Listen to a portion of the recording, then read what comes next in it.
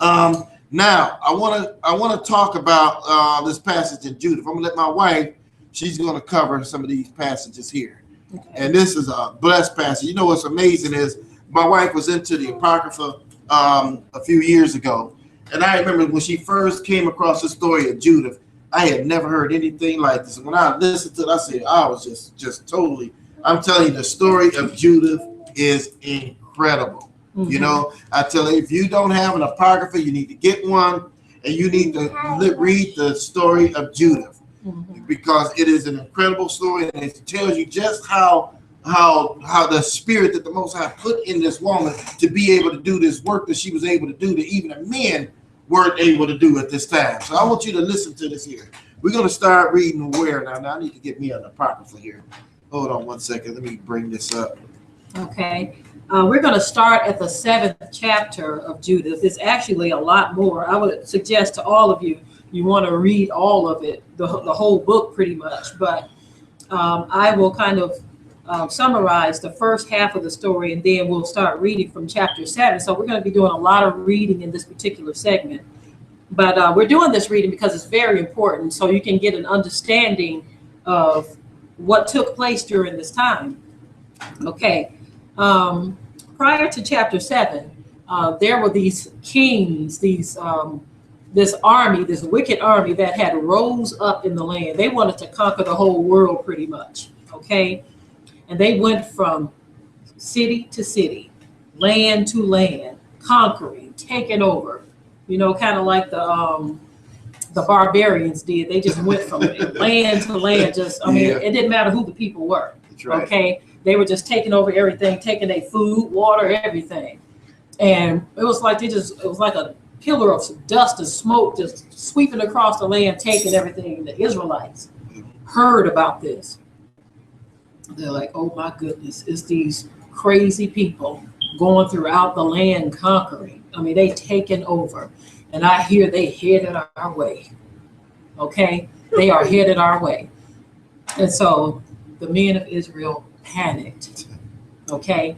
They were told that they were going to be there. First of all, what they did prior to this, they were able to cut their water supply, and they had it to where they were literally locked in their land and they couldn't get out and do nothing. And so they were like, oh man, we're going to starve up in here. You know, they had kind of held themselves up in a particular place, waiting for the rest of the army to show up. And they were like, we're going to starve, our kids going to die of thirst. All of this is going to happen. I tell you what, the men of Israel devised a plan. They said, let's just give up. Let's just hand the land over to them. At least we'll be able to eat. That's right. At least we'll be able to do this, that, and the other. And so we're going to start reading now. That was just a quick summary of what happened. There's a lot of other things that you're going to get when you read it yourself. The story will actually pull you in. But there was a lot of people involved in this too. I mean, the Edomites came up in this. Moab, all of these different people came up in this. So let's start reading at chapter 7. Okay, the next day, Holofernes commanded all his army and all his people which were come to take his part, that they should remove their camp against Bethulia, to take aforehand the ascents of the hill country, and to make war against the children of Israel.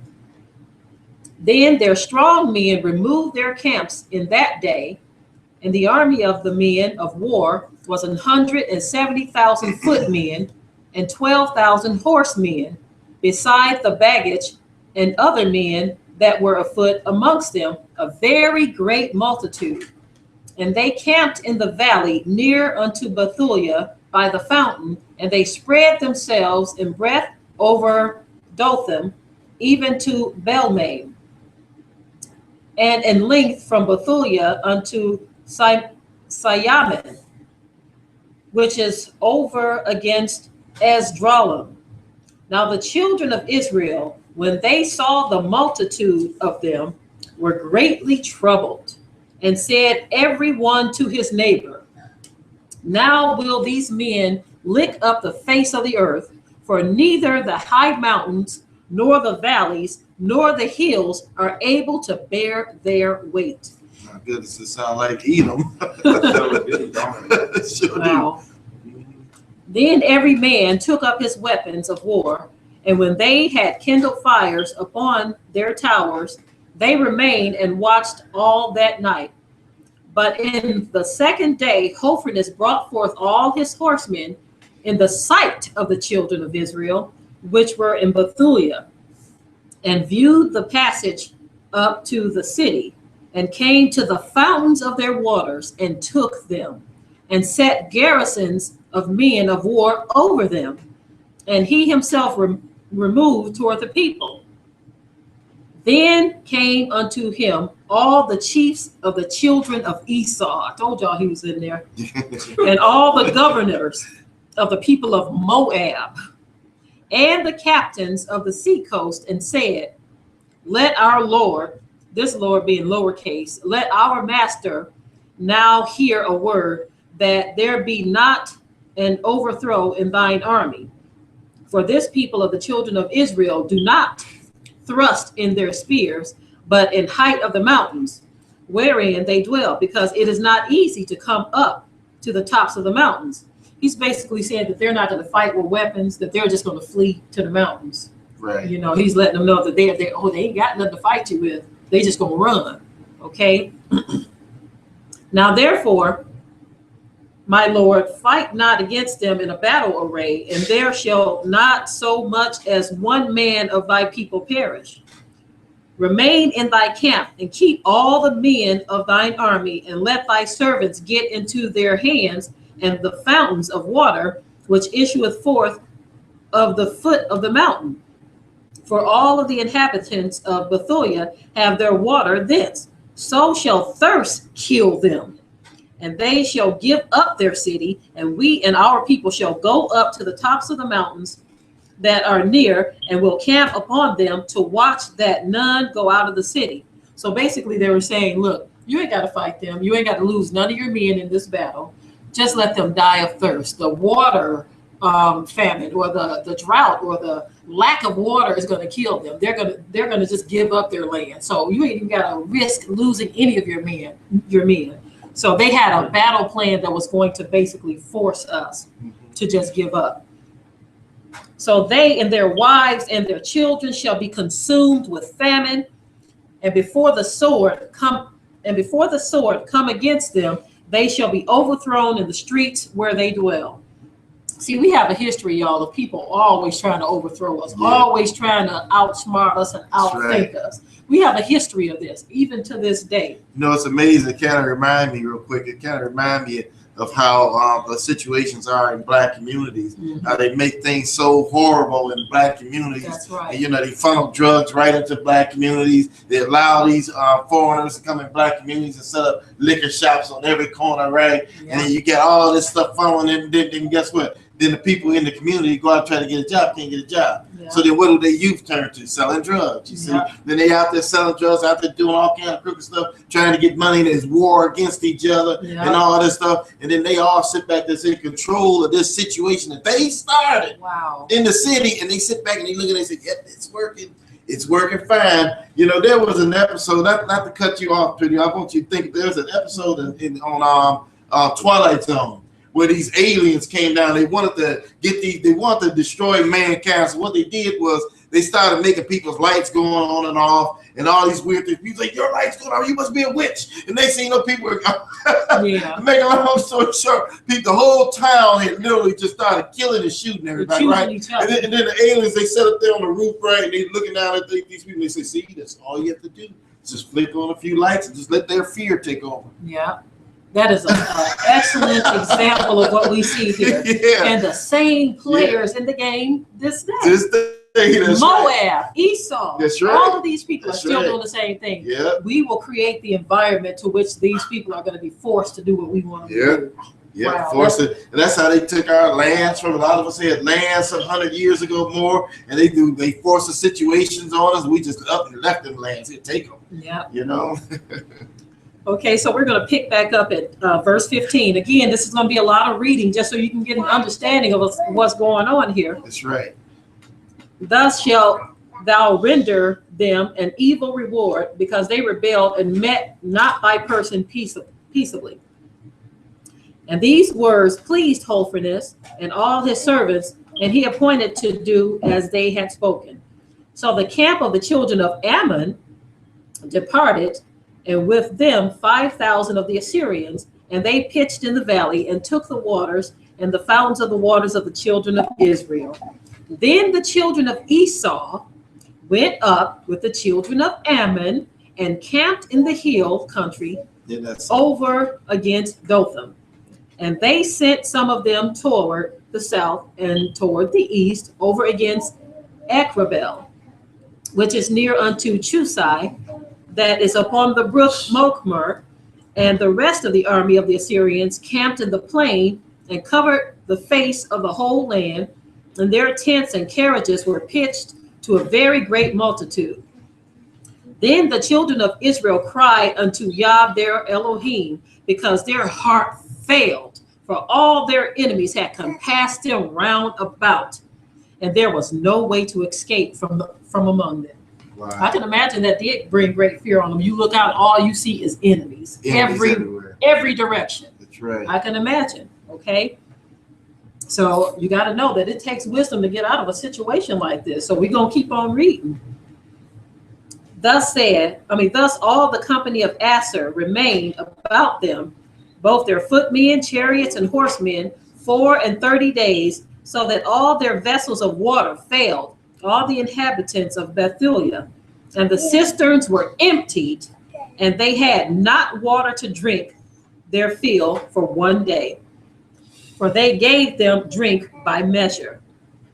Therefore their young children were out of heart, and their women and young men fainted for thirst, and fell down in the streets of the city, and by the passages of the gates, and there was no longer any strength in them. Wow. Then all the people assembled to Ozias and to the chief of the city, both young men and women and children, and cried with a loud voice, and said before all the elders, Yah be judge between us and you, for ye have done us great injury, in that ye have not required peace of the children of Asher. For now we have no helper, but Yah hath sold us into their hands, that we should be thrown down before them, and with thirst and great destruction. Now therefore call them unto you, and deliver the whole city for a spoil to the people of Holofernes, and to all the army. In other words, this is the point in which they're giving up. They're saying, look, go tell the people we give up. We just gonna hand the city over to them. Wow. We can't do this no more. Okay. For it is better for us to be made a spoil unto them than to die for thirst. For we will be his servants, that our souls may live, and not see the death of our infants before our eyes, nor our wives, nor our children to die. We take to witness against you the heaven and the earth, and our Elohim, and Yah, and the master of our fathers, which punisheth us according to our sins, and the sins of our fathers, that he do not according as we have said this day. Then there was great weeping with one consent in the midst of the assembly, and they cried unto Yah with a loud voice. Then said Ozias to them, Brethren, be of good courage. Let us yet endure 5 days, in which space Yah our Elohim may turn his mercy toward us, for he will not forsake us utterly. And if these days pass, and there come no help unto us, I will do according to your words. In other words, if the Most High don't do something in 5 days, we'll just give up. We'll just throw in the towel. Okay. And he dispersed the people, every one to their own charge. And they went unto the walls and towers of their city, and sent the women and children into their houses, and they were very low brought in the city. Okay, now we're going to go on to chapter 8 of this story. As we see, the children of Israel once again are in a situation that seems impossible. That's right. And fear is beginning to take hold, and the enemy is encamped round about them. And so that's a very, very frightening situation to be in. It kind of reminds me of many times in the South where various individuals, their houses would be surrounded, or whole towns. That's right. Their houses would be surrounded by men burning crosses with hoods on their heads. That's right. You know, and they would throw, in many cases, smoke bombs or fire bombs through their window. Right, through their windows, yeah. To force them out into the streets, only That's right. to meet the barrel of a gun. That's right. So those were impossible situations that we were put into. As we see, this is a long-standing thing with us, that we are always put into these impossible situations. That's right. Okay, going on to chapter 8 now. And this is Judith chapter 8 now that we're reading from the Apocrypha for those of you that may be joining late. Okay. Now at that time, Judith heard thereof, which was the daughter of Mariah, the son of Ox, the son of Joseph, the son of Oziel, the son of Elsia, the son of Ananias. I'm going to skip through all of this, the son of stuff, and go on down a little bit further because it keeps on going. But as Manasseh was her husband, of her tribe and kindred, who died in the barley harvest, for as he stood overseeing them that bound sheaves in the field, the heat came upon his head, and he fell on his bed and died in the city of Bethulia. And they buried him with his fathers in the field between Dothan and Balaam. So Judith was a widow in her house 3 years and 4 months. And she made her a tent upon the top of her house, and put on sackcloth upon her loins, and wear her widow's apparel. And she fasted all the days of her widowhood, save the eves of the Sabbaths, and the eves of the new moons, and the feast and the solemn days of the house of Israel. She was also of a goodly countenance, and very beautiful to behold. And her husband Manasseh had left her gold and silver, and men servants and maid servants, and cattle and lands, and she remained upon them. And there was none that gave her an ill word, for she feared Yah greatly.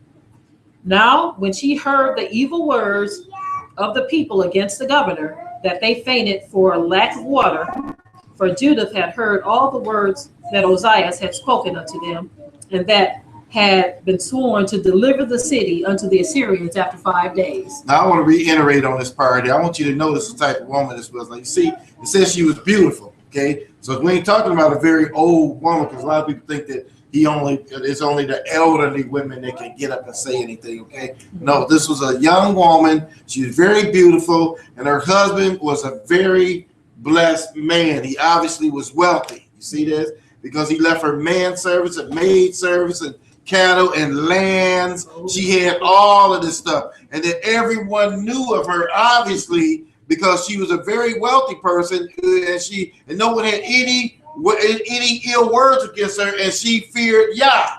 So they knew this was a woman that went before like Yah, and here's the proof: because she fasted and she kept the Sabbaths and all of that stuff. You saw it all right there in the scriptures. So let's keep that in mind as we go forward. Okay. We're going to pick this back up at verse 10. We just left off the part where it says that she heard that the men were about to deliver up the city to the Assyrians in 5 days. 5 days, right. Okay. Then she sent her waiting women that had the government of all things that she had, to call Ozias and Chabrias and Charman, the ancients of the city. And they came unto her. And she said unto them, Hear me now, O ye governors of the inhabitants of Bethulia. For your words that ye have spoken before the people this day are not right, touching this oath which ye made and pronounced between Yah and you, and have promised to deliver the city to our enemies, unless within these days Yah turn to help you. Now, let's look at this for a minute, right? It says they came into her, right? Now she sent for these men. Who are these men? They were the ancients of the city. You see this? Now, the governors of the city, right? She sent for them and they came. Now, wait a minute now. she had something to say to them, and the governors, the elders of the city, they all heard. They said, "Oh, let's go hear what Judith has to say." Now, men today, I can see them now. Look here, we gonna do what we want to. That woman ain't got nothing to say to me, right? Been destroyed, right? But the Most High had a plan because He wanted to use this woman. You see what I'm saying? So we got to understand. Look at what's going on here. She sent for these men, and these men, they knew that. Oh, let's go see what this is. A blessed woman. She knows Yah. Let's go talk to her and see what it is she wants to say to us. Okay, go ahead. Okay.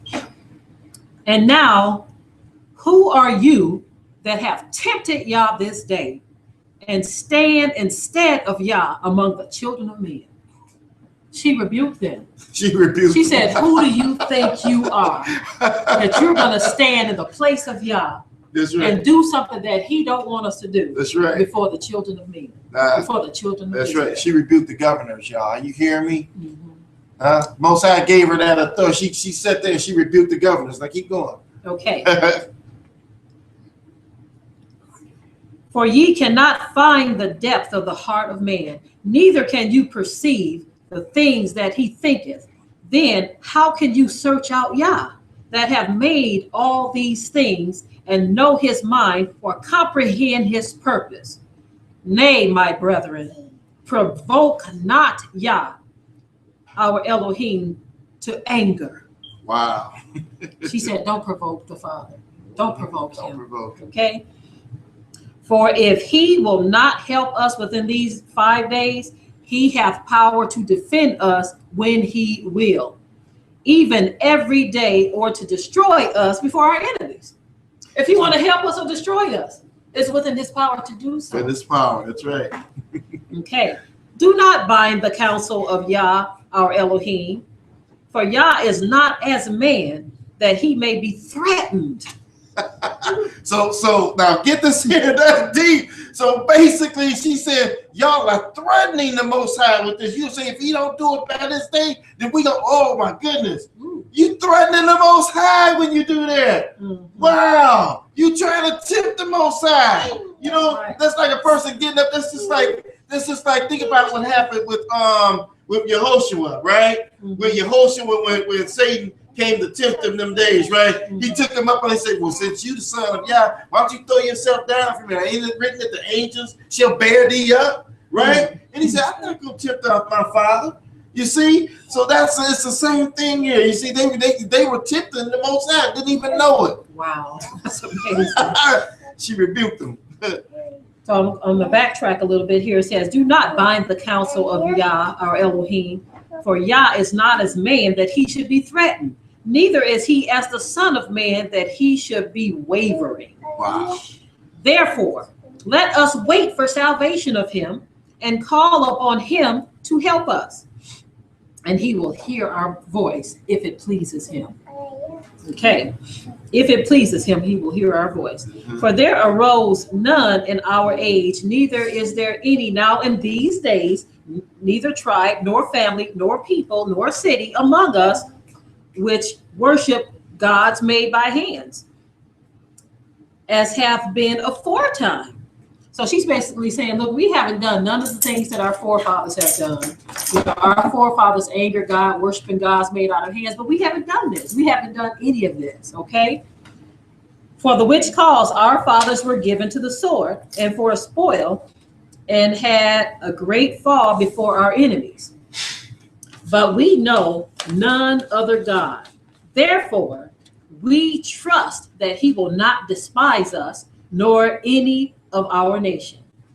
For if we be taken so, all Judea shall lie waste, and our sanctuary shall be spoiled. And He will require the profanation thereof at our mouth, and the slaughter of our brethren, and the captivity of the country, and the desolation of our inheritance, will He turn upon our heads among the Gentiles, wheresoever we shall be in bondage. And we shall be an offense and a reproach to all them that possess us. For our servitude shall not be directed to favor, but Yah our Elohim shall turn it to dishonor. Now, there, in other words, she's saying, don't turn the city over to them and decide to just be slaves. Don't turn yourself over to just be slaves. Exactly. Because once we become slaves, we're going to be a destroyed people. That's right. So don't give up. Let's stand still and see the salvation of Yahweh. Right. Okay. Now, therefore, O brethren, let us show an example to our brethren, because their hearts depend upon us, and the sanctuary and the house and the altar rest upon us. Moreover, let us give thanks to Yah our Elohim, which trieth us, even as he did our fathers. He's testing us, y'all. Yeah. This is a test to see if That's we right. shall pass, or if we're going to do what our forefathers did, or That's we're right. going to relent to the enemy and decide to serve their gods and do as they say do. Okay. Remember what things he did to Abraham and how he tried Isaac, and what happened to Jacob in Mesopotamia of Syria when he kept the sheep of Laban, his mother's brother. For he hath not tried us in the fire, and he did them for the examination of their hearts. Neither shall he taken vengeance on us, but Yah doth scourge them that come near unto us to admonish us. Then said Ozias to her, all that thou hast spoken thou spoken with a good heart, and there is none that may gainsay thy words. For this is not the first day wherein thy wisdom is manifested, but from the beginning of thy days all the people have known thy understanding, because the disposition of thine heart is good. But the people were very thirsty, and compelled us to do unto them as we have spoken, and to bring an oath upon ourselves, which we will not break. So basically, the elders are explaining to her the reason why we made this decision is because the people came to us. They were thirsty, they were hungry, and they were saying, look, we can't go any longer. That's so right.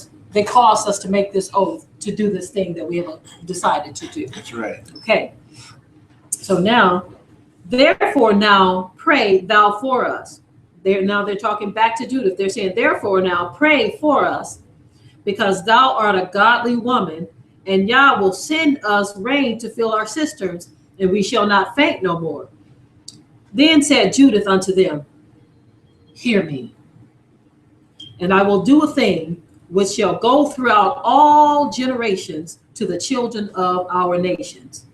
So basically, she's saying my story is going to be told throughout all of our generations. That's what we're talking about today. She's saying y'all going to hear about me in the future. In the future. Our people are going to be talking about me.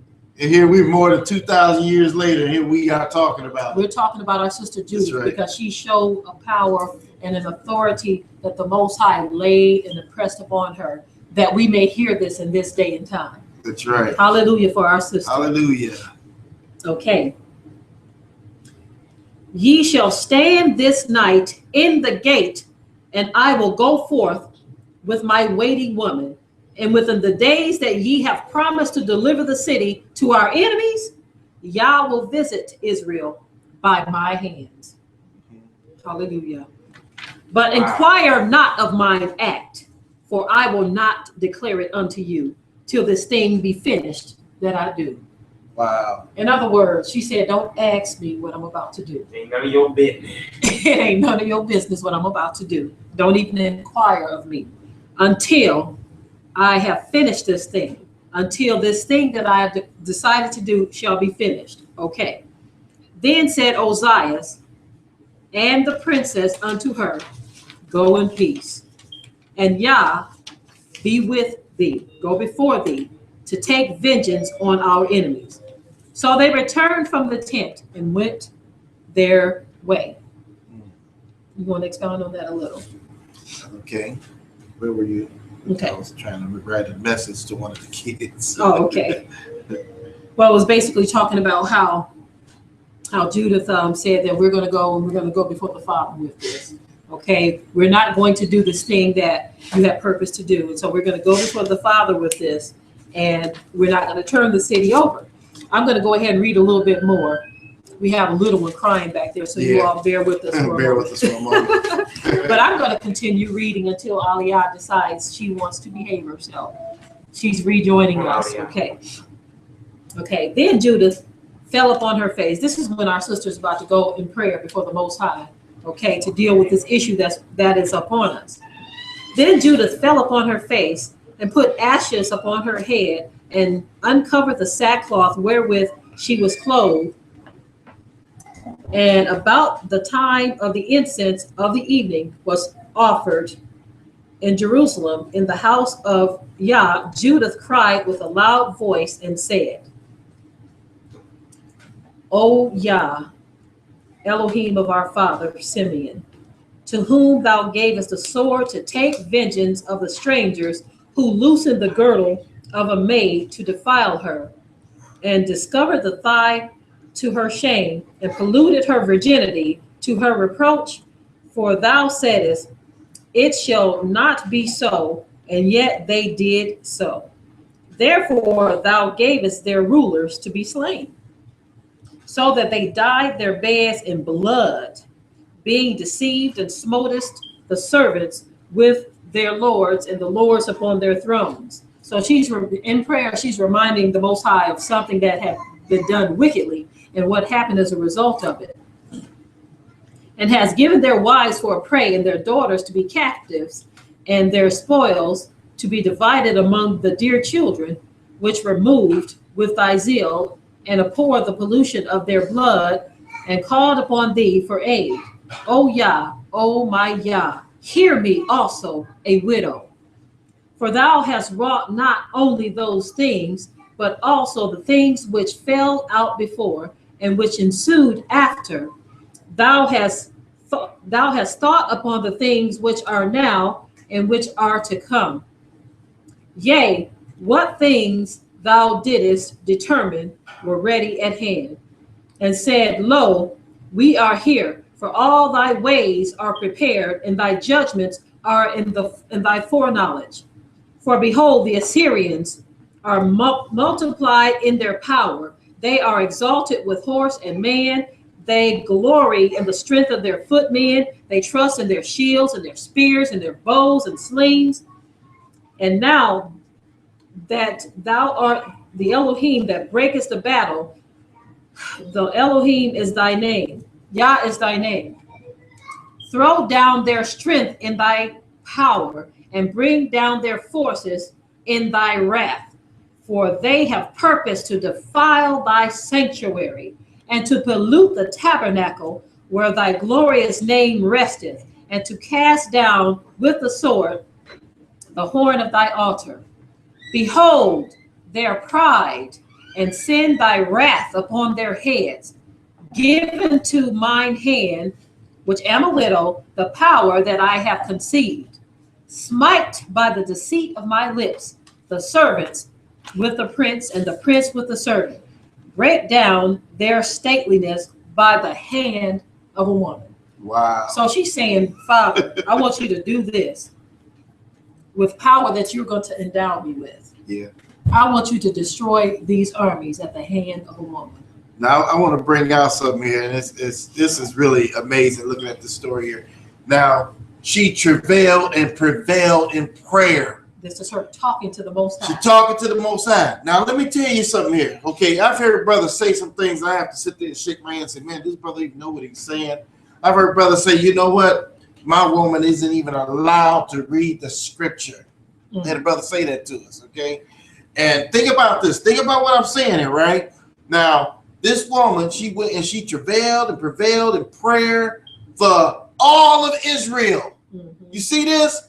And when she prayed to the Most High, she knew how to pray because she knew what to say to the Most High, because she said, Most High, look, they're going to defile your altars, Father Yah. These wicked, uncircumcised people are going to come in your temples, in your place, in our places of worship, and they're going to defile everything, Father Yah. So she brought it all these words to the Most High. So now we got to understand that a woman does have a place in prayer and teaching and coming forth and speaking. You okay? Because the men of Israel, when they heard this woman, when she came to them, she said, now y'all, I'm going to go and I'm going to do this thing, and y'all hear from me tomorrow. Think about that. She actually told me, y'all will hear from me tomorrow. I mean, my goodness, y'all, this is showing you right here how powerful it can be when the Most High move upon a person, whether it be a woman or a man, that he can move upon a person because he heard her prayer. That's right. He heard it, and we're going to show you the rest that she's about to read now. Okay. For thy power standeth not in multitude, nor thy might in strong men, for thou art Yah of the afflicted, and helper of the oppressed, an upholder of the weak, a protector of the forlorn, a savior of them that are without hope. Okay, now you know what's amazing about this passage here? Why does she say this here? She said, for thy power standeth not in the multitude of thy might, nor thy might in strong men. Why does she say strong men? Because she wanted to say to the Most High, I know I'm just a woman. And I know that men are usually going about doing all these things, right? But I know that you can put your might upon me. You know, that you can do this mighty work through me, and I can go forth and do what I need to do. Okay, so she was actually bringing that to the Father, just letting him know, Father, we know it's by your power that we can do. And one thing I learned about the Most High, I'm gonna share this with you. Okay, I'm gonna tell you something.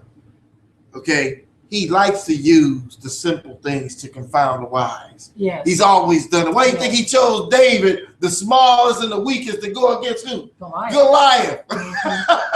He always do that. Why? Because he's going to get glory. Because men going to look at Judith. He knew men were going to look at Judith. They going to say, that was the Most High. Exactly. It wasn't like Judith was some big giant woman walking around like a cop or something, you know. She wasn't no 7 foot tall woman walking around. She was a pretty petite woman. So the Most High said, I'm gonna use this petite, pretty woman, and she gonna do this mighty work like David slaying Goliath. Yes, this is how the Most He loves doing things like this. Yes. He loves it in our life. He's done things for us. When people would sit there and they would look and say like, here in Tamiko, they get what? That's not my name no more. yeah. Deborah and Yahoo, that was our old name, you know. But yeah, and I'm telling you right now, the Most High, he loves doing that. Okay, this and she knew it. Yeah, she knew it. That's why our sister said my story is going to be told throughout the generation. Yeah. That I'm going to wow my people. My people are going to be so proud of me. And yes, we are, sister. Yeah, that's right. Yes, okay. She says, I pray thee, O Yah of my fathers, and Yah of the inheritance of Israel. Yah of the heavens and earth, creator of the waters, king of every creature, hear thou my prayer. And make my speech and to deceit be the wound and the stripe, who have purposed cruel things against thy covenant and thy hallowed house, and against the top of Zion, and against the house of the possession of thy children. And make every nation and tribe to acknowledge that thou art Elohim of all power and might, and that there is none other that protecteth the people of Israel but thou. Now after that she had ceased to cry unto Yah of Israel, and had made an end of all these words. This means she's coming out of prayer now. She's about to put the plan into action now.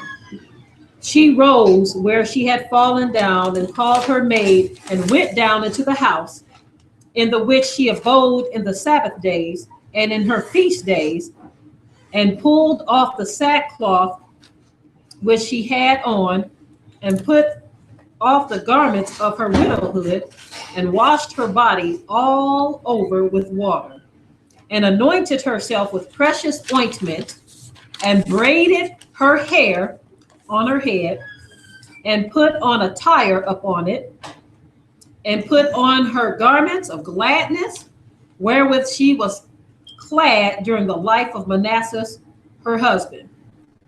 And she took sandals upon her feet, and put on her bracelets and her chains and her rings and her earrings and all her ornaments, and decked herself bravely to allure the eyes of all men that should see her. Then she gave her maid a bottle of wine and a cruse of oil, and filled a bag with parched corn and lumps of figs and with fine bread. So she folded all those things together and laid them upon her. And they went forth to the gate of the city of Bethulia, and found standing there Ozias and the ancients of the city, Chabras and Charming. And when they saw her, that her countenance was altered, and her apparel was changed, they wondered at her beauty very greatly, and said unto her, the Elohim of our fathers, give thee favor, and accomplish thine enterprises to the glory of the children of Israel, and to the exaltation of Jerusalem. Then they worshipped Yah. And she came unto them, command the gates of the city to be opened unto me, that I may go forth to accomplish the thing whereof ye have spoken with me. So they commanded the young men to open unto her, and as she had spoken. And when they had done so, Judith went out, she and her maid with her, and the men of the city looked after her until she was gone down the mountain, until she passed the valley, and could see her no more. Thus they went straight forth in the valley, and the first watch of the Assyrians met her. Okay, so now she's getting closer. She done got out of the sight of the men of Israel, and now the people of Assyria, they see her and her maid in the distance approaching them. Okay, and took her and asked her, of what people art thou? And whence comest thou? And whither goest thou? And she said, I am a woman of the Hebrews. I am fled from them, for they shall be given you to be consumed. I want to talk about that for a minute. Go ahead. Okay. I know what you're going to say. Listen. This is a righteous woman of Israel. Yep. Okay.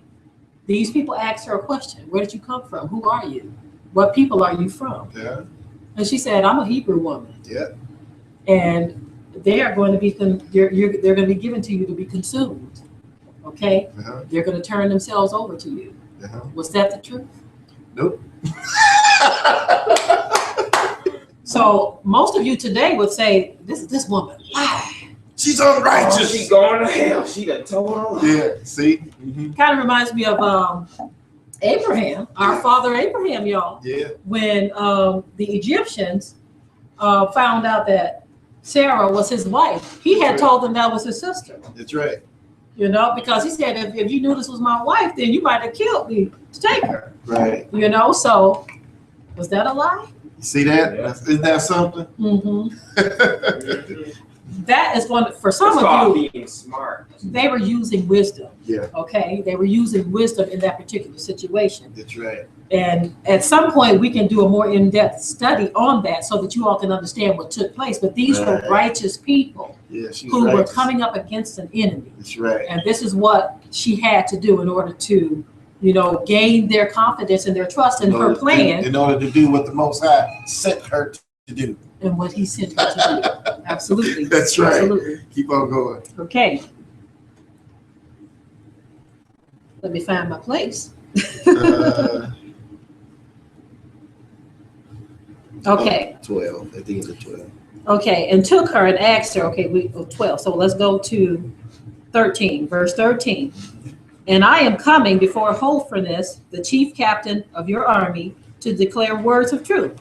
And I will show him a way whereby he shall go and win all the country, the hill country, without losing the body of life of any of his men. Now, there it is again. Huh? Mm-hmm. She said, I got words of truth for y'all captain. And show him, I'm going to show him how he can go and just win this whole battle. and not lose one of his men. That's right. I'm going to show y'all. Just listen to me. Okay. Now, when the men heard her words and beheld her countenance, they wondered greatly at her beauty and said unto her, Thou hast saved thy life, and that thou hast hastened to come down to the presence of our chief or our master. Now, therefore, come to his tent, and some of us shall conduct thee, until they have delivered thee into his hands. And when thou standest before him, be not afraid in thine heart, but show unto him according to thy word, and he will entreat thee well. Then they chose out of them 100 men to accompany her and her maid, that they brought her to the tent of Holofernes. Then was there a concourse throughout all the camp, for her coming was noised among the tents, and they came about her, and she stood without the tent of Holofernes, till they told him of her. And they wondered at her beauty, and admired the children of Israel because of her. And everyone said to his neighbor, who will despise this people that have among them such women? How can you despise a people that produce such beautiful women? Beautiful women. It's just, you see how she knew what to do. You see, she hooked herself up. She said, I'm gonna go out here, I'm gonna make myself look so beautiful, and I'm gonna go in there and I'm gonna get right. They gonna just let me right in. I'm a weapon sent from God, and they ain't gonna know it because they're gonna be looking at my beauty. Yeah. Thank you, yeah. Get the message here. Okay. That's right. It says, surely it is not good that one man of them be left, who being let go might deceive the whole earth. And they said, lay near Holofernes, went out, and all his servants, and they brought her into the tent. Now Holofernes rested upon his bed under a canopy, which was woven with purple and gold and emeralds and precious stones. So they showed him of her, and he came out before his tent with silver lamps going before him. And when Judith was come before him and his servants, they all marveled at the beauty of her countenance. And she fell down upon her face and did reverence unto him, as his servants took her up. Okay, now we're going to go to chapter 11. We don't have too much more to read. We're just trying It's not too much more, but we want you to really get the full feel of what's going on here. And you know what's amazing? She even, you know what's amazing? When she came before him, look what she do. She fall all out on the ground. when she was a weapon. Mm-hmm. You see how she humbled herself and fell all out like a poor servant, and knowing what was in her heart was going to take place. Knowing what the Most High had put in her heart. Yeah, he put this whole plan. He told her what to do. That's right. And we're going to see this powerful story carried out, That's right. which is going to be shared throughout the generations. That's Hallelujah. Right. Hallelujah. Okay. Then said Holofernes unto her, Woman, be of good comfort. Fear not in thine heart, for I will never hurt anything that was willing to serve Nebuchadnezzar, the king of all the earth. Now therefore, if thy people that dwelleth in the mountains have not set light by me, I would not have lifted up my spear against them. But they have done these things to themselves. In other words, it's their fault. They are the ones who caused us to come against them, because they shouldn't have turned against what we wanted to do. That's so right. You brought it on yourself. We hear that a lot today too. Yeah, you brought it on it's your yourself. fault, like the little 12-year-old boy. He brought his death on himself. That's you know right. what I'm saying? So right. As you see, our enemies were always saying this thing. If we attack you, if we come against you, it's your fault. You should have just surrendered. Yeah. Okay, let's keep reading. But now tell me, wherefore thou art fled from them and art come unto us? For thou art come for safeguard, but of good be of good comfort. Thou shalt live this night and hereafter. For none shall hurt thee, but entreat thee well, as they do the servants of King Nebuchadnezzar, my master. Then Judith said unto him, Receive the words of thy servant, and suffer thine handmaid to speak in thy presence. And I will declare no lie to my master this night. You hear that? She said, let me speak, and I won't declare a lie before you. The words that I'm going to speak, they're truthful. Uh-huh. Ain't that something? Hallelujah. Okay. And if thou wilt follow the words of thine handmaid, Yah will bring the things perfectly to pass by thee, and my master shall not fail of his purpose. In other words, she's telling them the Most High will bless you. You know, he'll bless you if you just listen to me. Okay. And Nebuchadnezzar, king of all the earth, liveth, and his power liveth, who hath sent thee for the upholding of every living thing. For not only men shall serve him by thee, but also the beasts of the field and the cattle and the fowls of the air shall live by thy power under Nebuchadnezzar, and all in his house.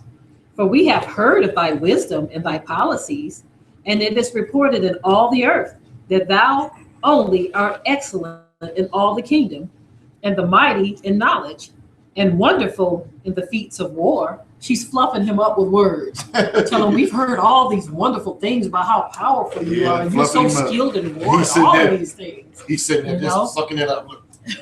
Yeah. And the whole time she's carrying out the plan of the Most High. That's right. Okay. Now, as concerning the matter which Achit did speak in thy council, we have heard his words, for the men of Bethulia saved him, and he declared unto them all that he had spoken unto thee. Therefore, O master and governor, reject not his word, but lay it upon thine heart, for it is true. For our nation shall not be punished, neither can the sword prevail against them, except they sin against their God. And now that my master be not defeated and frustrate of his purpose, even death is now falling upon them, and their sin have overtaken them.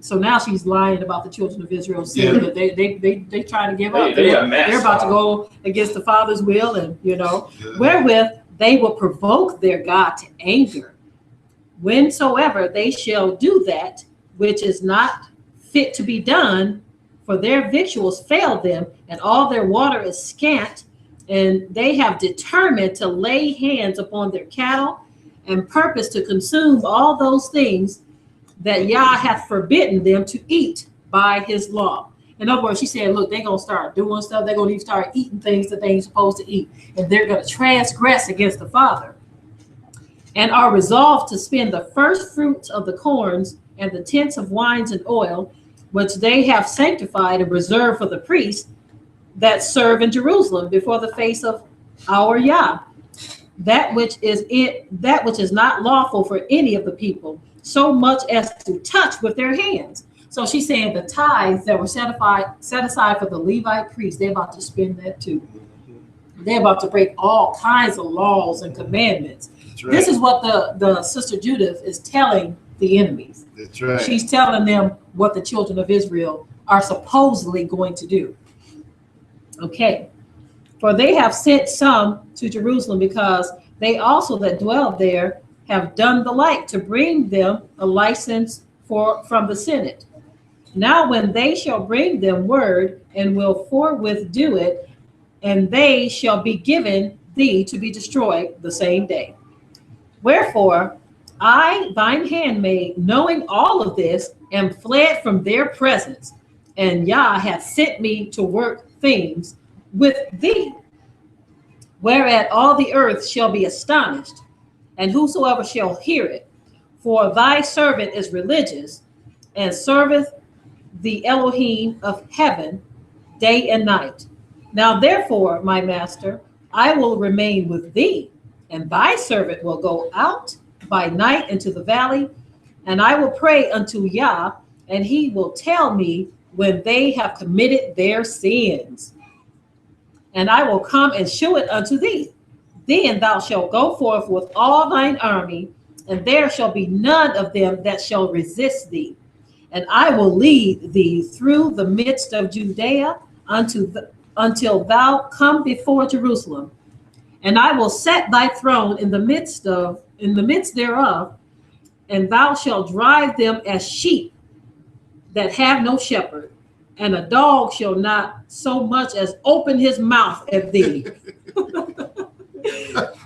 Boy, did she fluff up a story for that dude. Yes, she did. Yes, she did. That's right. For these things were, and they were declared unto me, and I am sent to tell you. Then her words pleased Holofernes and all his servants, and they marveled at her wisdom and said, there is not such a woman from one end of the earth to the other, both for beauty of face and wisdom of words. Likewise, Holofernes said unto her, God hath done well to send thee before the people, that strength might be in our hands, and destruction upon them that lightly regard my master.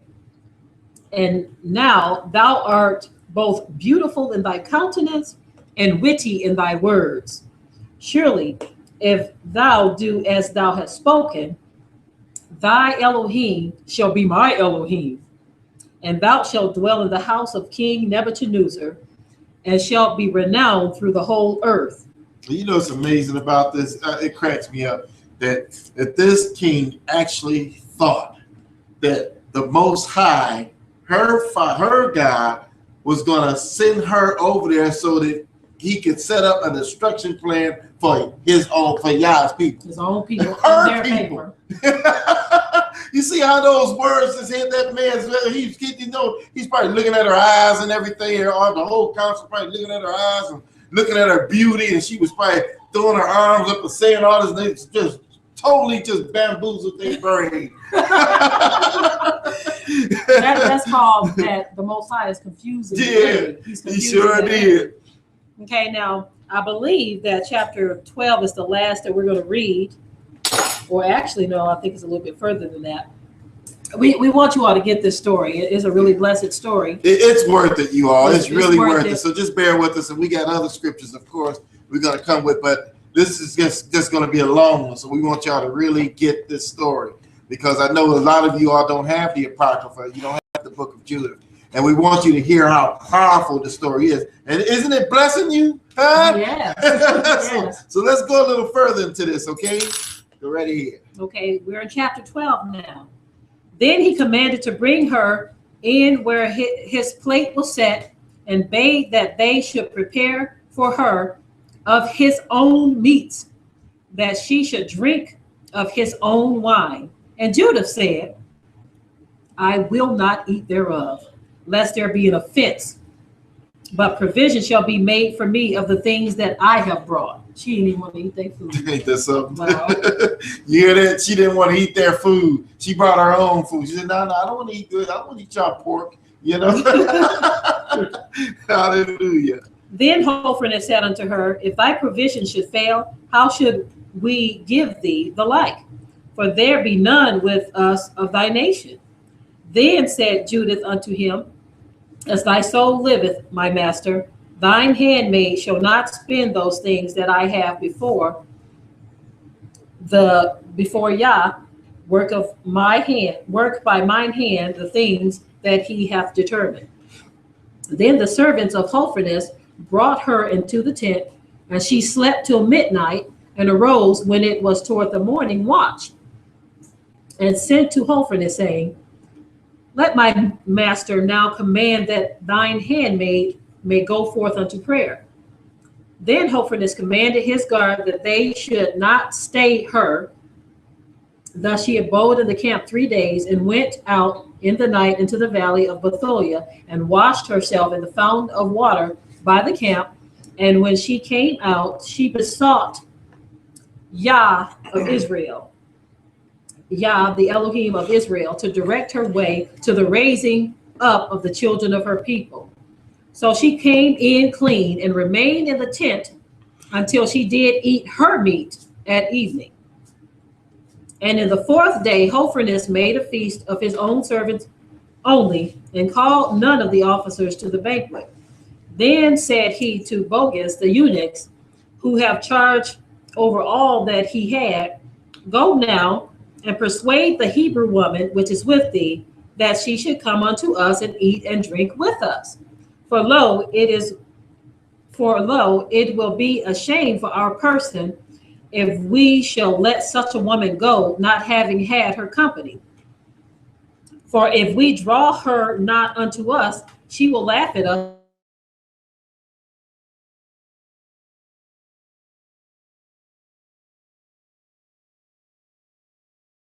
Said, let not this fair damsel fear to come to my master, and to be honored in his presence, and to drink wine, and to be merry with us, and be made this day as one of the daughters of the Assyrians, which serve in the house of Nebuchadnezzar. Then said Judith unto them, Who am I now, that I should gainsay my master? Surely whatsoever pleaseth him, I will do speedily, and it shall be my joy unto the day of my death. So she arose and decked herself with her apparel and all her woman's attire, and her maid went and laid soft skins on the ground for her over against Holofernes, which she had received of Boaz, and her daily use, that she might sit and eat upon them. Now when Judith came in and sat down, Holofernes, his heart was ravished with her, and his mind was moved, and he desired greatly her company, for he waited a time to deceive her from the day that he had seen her. So he wanted to deceive her too. He had plans as well. So you got two people, got two different plans in motion, two different things going on in their minds. Then Holofernes said unto her, Drink now, and be merry with us. Okay. So Judith said, I will drink now, my master, because my life is magnified in me this day more than all the days since I was born. Then she took and ate and drank before him what her maid had prepared. And Holofernes took great delight in her and drank much more wine than he had drunk at any time in one day since he was born. That's where he messed up. Yeah, that's where he messed up. Now, you know what's funny about this thing too is this here, right? Now, you see how, now let's say if she was really sincere and everything, and she was coming to help his army out and do all this stuff. You see how she was bringing all this to him, and yet he was still in his mind deceiving her, saying, okay, yeah, I'm deceiving her when I get a chance, yeah. You see, you can't trust your enemy. You can't trust them. You can't trust them. Even though they're feeding you and giving you drink. Giving you drink and all this, but she already knew what was going on. She already had her own deception on him going she already had her own food and drink that her maid had prepared. That's right. So she was smarter than him. That's right. Now, I do believe that this will be the last chapter Yeah, this will be the last chapter. Oh, well, it's not. See this here. It's worth it. It's definitely worth it to hear this story. So I'm going to continue and I'm trying to read much faster here so we can move this thing right along. Now, when the evening was come, his servants made haste to depart, and Boaz shut his tent without and dismissed the waiters from the presence of his master, and they went to their beds, for they were all weary, because the feast had been long. And Judith was left alone in the tent with Holofernes, lying along upon his bed, for he was filled with wine. Now Judith had commanded her maid to stand without her bedchamber, and to wait her coming forth, and she did daily, for she said she would go forth to prayers, and she spake to Boaz according to the same purpose. And all went forth, and none was left in the bedchamber, neither little nor great. Then Judith, standing by his bed, said in her heart, O Yah, Elohim of all power, look at this present upon the works of mine hands, for the exaltation of Jerusalem. For now it is time to help thine inheritance, and to execute mine enterprises to the destruction of the enemies which are risen up against us. So this man, he's laying in his bed. He drunk because he drank more than he ever drank before since he was born. And Judith is standing there, and she's praying. She said, Father, it's time. Wow. It's time. She's standing there praying before the Father because she knows this man is drunk out his mind at this point. Yeah. So he's not going to hear. That's why she asks of everybody else, can y'all just go somewhere now? Because she didn't want them to hear her praying. So I'm going to keep on reading here. Then she came to the pillar of the bed, which was at Holofernes' head, and took down his falchion from thence, and approached to his bed, and took hold of the hair of his head. Here we go, y'all. Here we go. She took hold of the hair of his head and said, strengthen me, O Yah, Elohim of Israel, this day. And she smote twice up on his neck with all her might and took away his head from him. Do you hear that? She took away his head from him. She cut that man's head clean off of his shoulders. See, he had other plans, but Judith was like, I don't think so. This was a righteous woman. She said, I don't think so. And she was sent by Yah to do this. And at the moment that she needed that strength, she prayed. She said, Father, give me the strength to take this man's head off of his shoulders. Okay, let's keep on reading. And tumbled his body down from the bed and pulled down the canopy from the pillars. And anon, after she went forth and gave Holofernes his head to her maid, and she put it in her bag of meat. She put his head in her bag. You know, it cracks me up. It says she tumbled his body down to the earth and just went, wham! You threw that man's body down on the earth. That is really funny to me. Yeah, she dragged his dead body off the bed, took his head and put it in her purse. Of meat? In her purse of meat. Gave it to her handmaid. Hallelujah. Go on, Sister Judith. Okay. Yeah. Okay. Let me find my space again. Where was I? Okay. And she put it in her bag of meat. So they twine went together according to their custom unto prayer. And when they passed the camp, they compassed the valley, and they went up the mountains of Bethulia and came to the gates thereof. Then said Judith afar off to the watchman of the gate, open now the gate. Yah, even Yah, is with us to show his power yet in Jerusalem and his forces against the enemies. And he hath even done this day. Now when the men of her city, talking about the men of Israel, heard her voice, they made haste to go down to the gate of their city, and they called the elders of the city. And then they ran all together, both small and great, for it was strange unto them that she was come. And they opened the gate and received them, and made a fire for a light, and stood round about them. Then she said unto them with a loud voice, praise Yah, I say, for he hath not taken away his mercy from the house of Israel, but hath destroyed our enemies by my hands this night.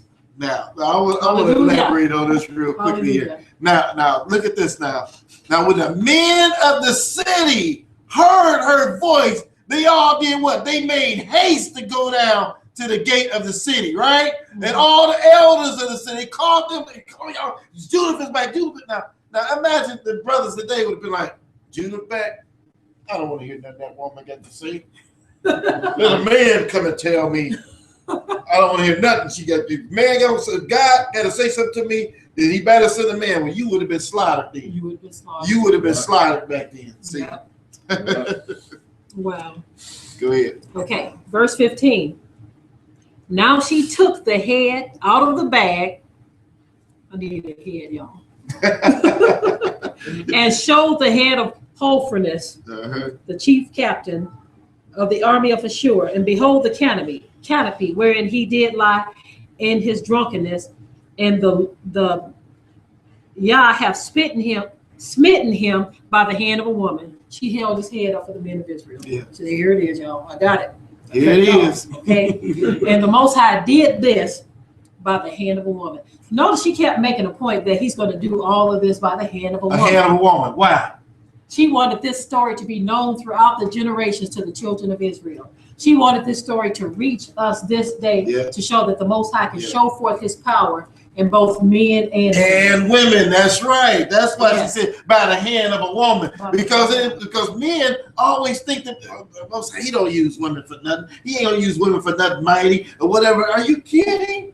The Most High use whatever he want to use. He ain't even got to use a man or woman. He can use a donkey out here if he want to. How you gonna tell me the Most High can't use something? He used whatever he want to use. Hallelujah. That's right. And to reiterate, she says, and Yah have smitten him by the hand of a woman. The hand of a woman. As Yah liveth, who hath kept me in my way, I went, my countenance hath deceived him to his destruction, and yet have not committed sin with me to defile and shame me. So this is this woman. She said, look, I used my beauty to deceive him, and I didn't see him. And I didn't see him. I didn't have to sleep with this man. I didn't have to lay down with him to accomplish this thing. But it was at the hand and the mercy of Yah that I was able to overthrow this man without sinning against the Most High. That's right. Then all the people were wonderfully astonished and bestowed themselves and worshipped Yah and said with one accord, Blessed be thou, O our Elohim, which has this day brought to naught the enemies of thy people. Then said Ozias unto her, O daughter, blessed art thou of the Most High, Yah, above all women upon the earth. And blessed be Yah, our Elohim, which hath created the heavens and the earth, which hath directed thee to the cutting off of the head of the chief of our enemies. For this confidence shall not depart from the heart of men, which remember the power of Yah forever. And Yah turn these things to thee for perpetual praise, to visit thee in good things, because thou hast not spared thy life for the affliction of our nation, but hast revenged our ruin, walking a straight way before our Elohim. And all the people said, so be it, so be it. So be it, so be it. Hallelujah. Hallelujah. So after this victory, we can stop reading about Judith here, because it goes on further to say how then the men of Israel, because their chief had been destroyed, they were able to lead charge in battle against our enemy, and they defeated the enemy after that. That act that Judith did was enough to empower all Israel. And they said, man, if y'all can do this to a woman, they all just rose up, yeah, let's go to war. You see, man, it's amazing. See, that's what I mean. It's amazing. Now, does God change? No. Huh? He's the same today, right? As he was yesterday, right? He's the same God, right? So that's why we got to look at everything in the scripture. We got to look at all of these scriptures. We can't just take one scripture and say, well, that was then, this is now, and all. No. Let's look at all of these scriptures and let's compare these scriptures and let's say, okay, now we can't set it aside. We know the story of Judith, okay? We know the story of Aquila and Priscilla, okay, and we know the story of what was the other lady? Anna, the prophetess, okay. So let's not set all those aside. Let's see if this can help shine some light on Yah's purpose for a woman today, and the order of things in which He had created this union between man and woman, okay. So now let's go on to notice she was sent. Yes. Right? Aquila and Priscilla, you know she was sent, right? We know that Anna was sent, right? So let's keep that in mind. Now, back to the contradiction truths. So now we know they got to somehow come together.